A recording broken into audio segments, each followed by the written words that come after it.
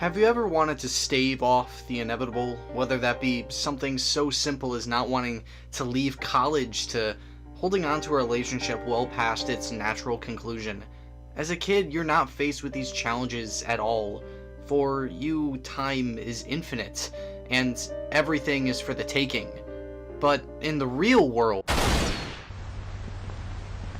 Halo Reach, the last game created by Bungie, is the bittersweet ending to what people think the golden age of Halo is. It's not the bombastic conclusion to the trilogy, its incredibly well-respected cousin, or the forgotten masterpiece. Reach was a throwaway line from Combat Evolved, and to the ordinary player like me when I first played it, they had no idea what it was, but if you spent a little time digging into the Halo lore, you would have had to learn about the fall of Reach. No, not the animated movie that didn't show anything falling, but the companion book to Combat Evolved. However, something is drastically different between the book and the game that you're playing, and that's because things are vastly different here. There is no Master Chief. Reach doesn't fall in hours. You don't live to fight another day. Halo Reach's campaign is summed up through its tagline: from the beginning, you know the end. We may be the heroes of this story, but not all heroes are live to see the end. Your victories are meaningless, everything being yanked away as quick as they came, and the game kicks you closer and closer to inevitability.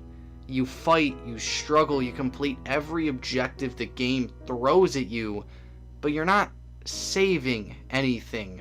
Reach falls, your squad falls, you're not stopping the Covenant, just taking down as many as you can before the inevitable.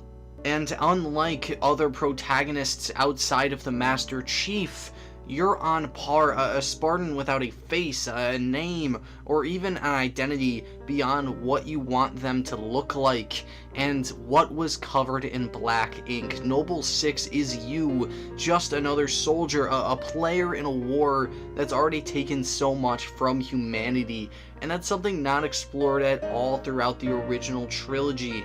The human race has been hunted for decades by an alien cultist faction, massive civil wars with their own kind thanks to the insurrection, and being overseen by the most sadistical government organization in the known lore. Reach was one of the theoretical last stands, all their eggs in one basket, and it all got blown to hell. And that's what makes Reach so different from everything that came before it. Combat Evolved, you were humanity's last hope, the last Spartan. In Halo 2 and 3, you were an unstoppable force that could turn the tide of the war. But in Reach, you're just another soldier, a cog in the machine that's already breaking down, while the Covenant is an infinite and replaceable just as quick as you take them out. Why keep fighting if everything is doomed? Why face inevitability if you know that it's going to end? Why turn around and face the music when you can just fight a little bit longer? And that's because at the end of the day, the fight still matters, even if you don't win, even if nobody remembers your name. Somebody else down the line will. That's what Reach is about. Your job isn't to save the world, it's to make sure somebody else gets the chance to. And that's not easy to hear. Learning that we aren't the center of attention can shatter somebody, and why others keep their ego so high. And for Halo, we already know the ending. The galaxy revolves around the Master Chief, literally saving it time and time again.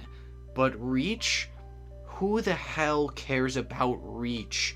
Why would you care about it instead of focusing on Halo, the Flood, a Covenant civil war?